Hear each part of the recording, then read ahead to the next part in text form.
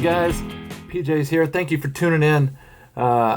First, I wanted to start off by saying thank you to everybody who watches my channel. It really means a lot when you guys post comments down below. I try to get to everybody's comment at least within the first day or two. After that, I do read them all, but unfortunately, it's hard to. If you're on your phone, you get an email and you read them, and then I guess when you hit reply, it does some sort of funky thing on the Droid. But I try to go and read them and respond whenever I can. So keep posting your comments down below and let me know what you guys want to see. Let me know what you guys think about what I'm showing, whatever, and about what's out. Tonight, I'm going to go hit those H-case dump bins, hopefully. I don't know. Fast and Furious has not come out here. There's been like one store far away that it hit. I was able to get a few cars from there, but not the entire set. And I did get a set from my buddy Felix. So thank you so much, Felix. Big shout out to you again. I wanted to start off by mentioning a few kind of new YouTubers out there that I've watched a couple of videos of, and they bring great information to the community. You guys make sure to tune in to Rush Wingate. Really cool guy. Makes a lot of Mad Max style vehicles. Really awesome imagination that he has going. So big shout out to you, Rush Wingate. That's just how it sounds. You guys look him up on YouTube. You should be able to find him. And another, I'm probably going to mess up this name, but Lamar Fashawn. Great information, great personality on YouTube. Another guy you guys subscribe to, Lamar Fashawn, right there. That's how you spell it. Really cool guy and great information. So again, I just wanted to write down a couple of names and a couple of people's videos that I've been watching. Really great to see some more people get involved in the YouTube community. Next, we can start off with a couple of customs that I've been working on and some repairs that I made on a Blackwall. You guys remember this? I picked it up for like 50 cents at a flea market, and it had 3 wheels on it. This thing is practically mint. There is one little nick right on that top corner, top roof panel right there, but she's all back and ready to roll. She is sweet. Love this power plower or Bywayman. Speedy's removal, really cool with the plow. Really excellent condition. This will be put away in my jammer. So I was happy to get that one back on the running. And I did have to drill it apart, but I put some nice rivets in there. Really cool. Actually, they're not rivets. They're like screws or something. Whatever. You guys get the point. Anyways, and then you guys are familiar with all of my 83 off-road Silverados that I do. I lift them all up. I have a few that don't have any wheels on them, like these right here, but I will be customizing them. There's a guy, gosh, I forget his name. I just hit him up the other day. He was asking me on Instagram, but he's a really cool YouTuber. I'll have to mention him in the next video. I forgot his name. He does a lot of lifted trucks, and you guys, he'll post a comment down below. He's a really good guy. Again, the name escapes me. I'll try to tag it in the video or put some blurbage down here. But he does a lot of lifted Fords and even some Toyotas, so he's a really good guy too. And I'll make sure to put his name here. Anyway, here's one of the Silverados that I put some wheels back on. Really happy with the way this one turned out. It's just a sick piece. This one does have the detailed front end. This one probably came off the Valentine's Day Silverado, as opposed to the regular Silverado base, which is this one. Just kind of plain Jane chrome. This one is detailed out, so no need to do any more detail. But these wheels really fit perfectly with the Silverado, so that was a cool wheel swap, little base swap, wheel swap I did.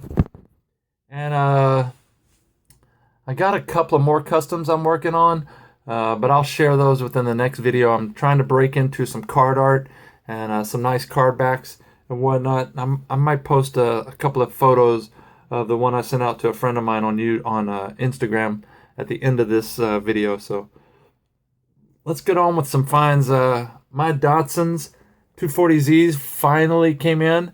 I know you guys have seen lots of pictures and lots of videos of these, and mine came in a day later than Mike and Terrace King's did, and I was okay with it because they are extremely low numbers, and it's sealed.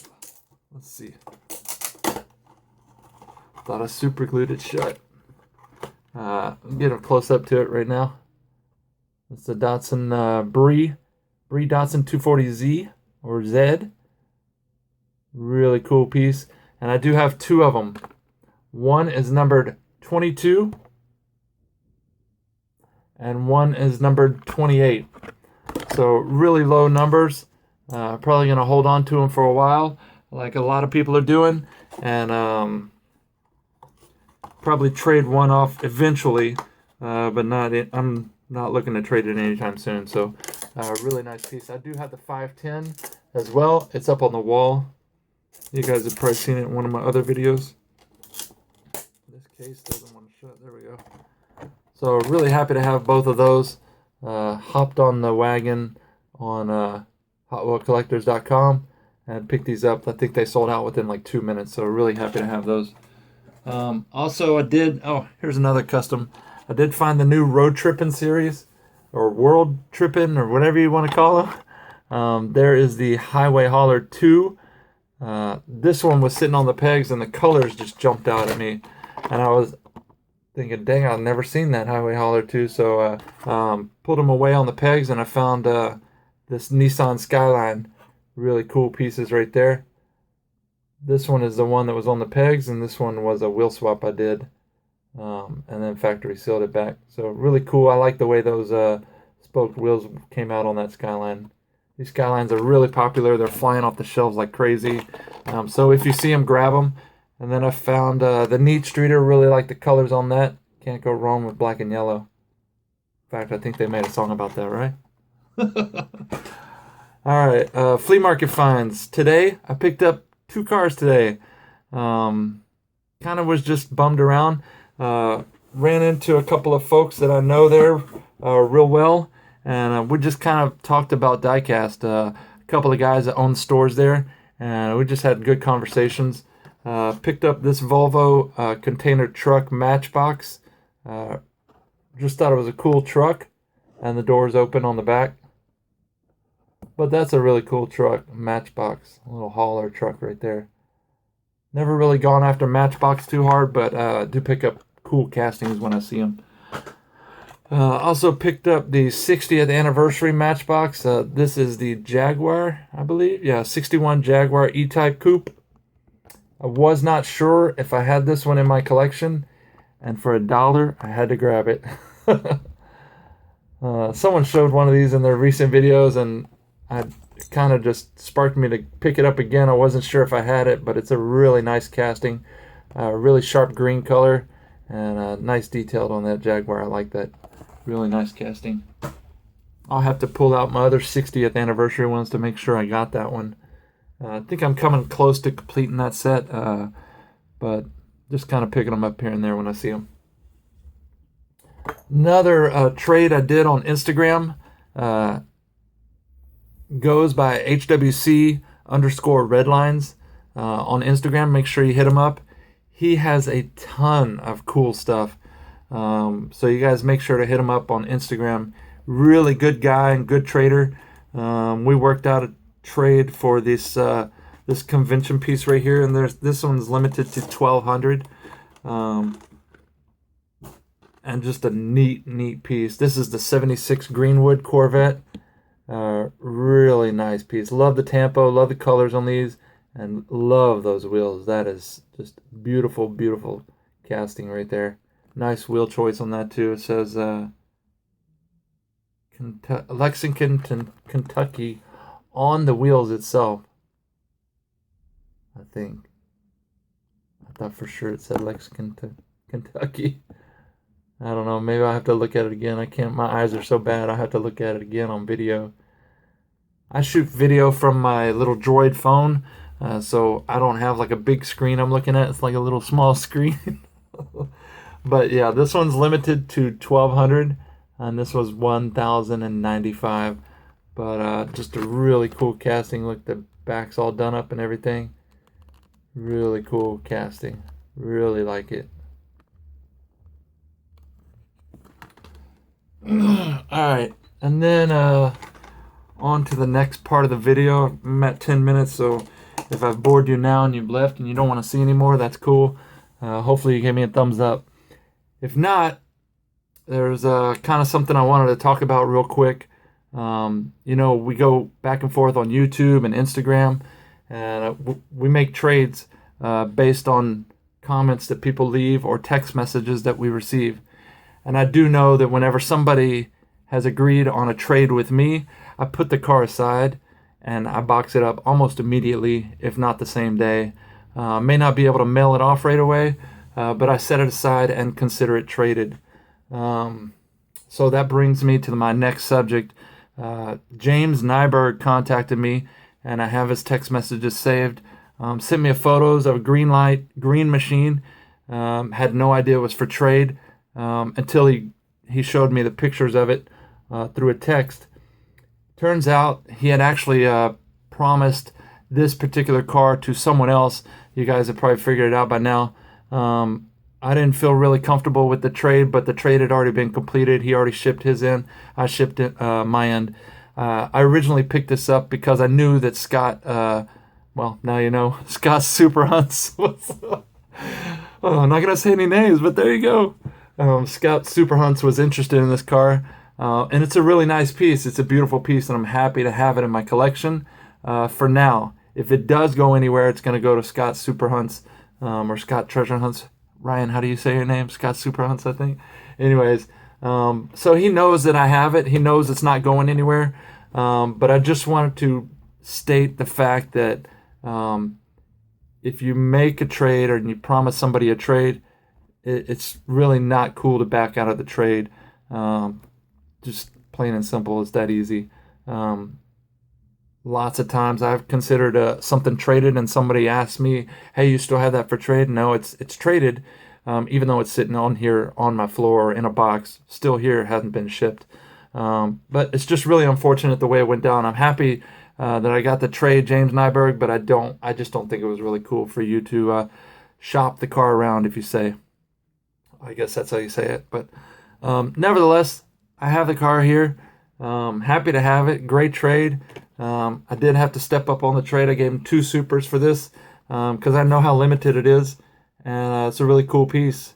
I like it. I collect movie cars. You guys see my Talladega Nights here, Madame's Charger, Fast and Furious over here, and several other movie cars, General Lee, and then Christine, just a bunch of movie cars that I go after, and I think that's why people go after stuff that reminds them of their childhood too. So it's really cool. Here's the car. I'm going to shut up now. This is the Rocky II, 1978 Pontiac Firebird Trans Am, green machine. There's the green base and the green tire. So while I'm kind of bummed about the way the trade went down, I am happy to have it in my collection, and Scott knows it's not going anywhere. If it does go anywhere, it's probably going to go to Scott. Again, I'm not sure that I'm going to trade it, but you never know down the line. Ryan may find something that I may really want, and this will go to him. So we'll keep in touch, and this will be safe here for now. So anyway, I just wanted to point out that James Nyberg did hook me up with an extra treasure hunt from 1996. It's the Dodge Viper RT10. Really cool piece. So, you know, thank you to James. I don't know how else to say it other than the fact that if a trade's done, you know, consider it traded. It's really not correct to shop it around and whatnot. So, but I am happy to have it. The top was a little bent right here on the top, and I knew that if I took a hairdryer to it, I could bend it back. So it's pretty well straightened out, and a really cool piece. This is the Greenlight Hollywood Series 5. Yep.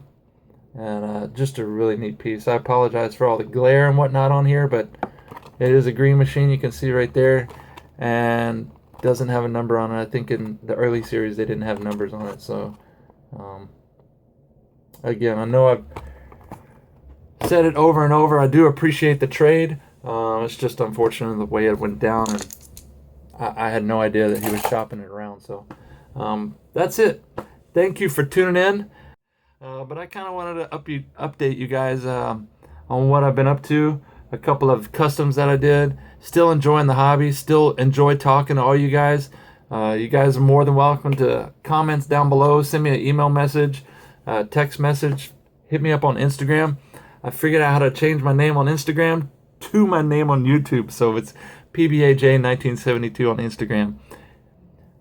It's pretty crappy weather here. I hope you guys have a really good week. Stay positive, and keep trading. Keep the diecast alive. Peace.